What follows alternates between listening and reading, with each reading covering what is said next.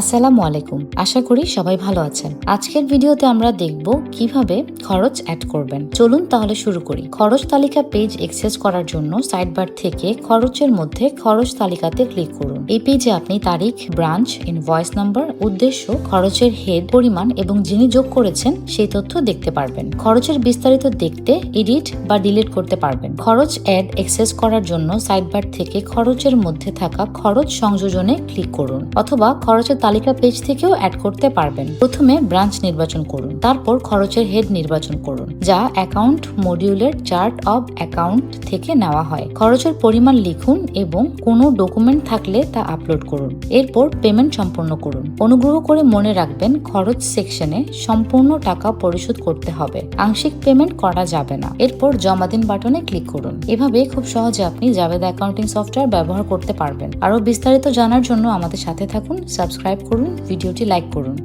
এবং জাবেদা ব্যবহার করে আপনার ব্যবসার হিসাব রাখুন অনেক সহজে, অনেক কম সময়ে। ধন্যবাদ।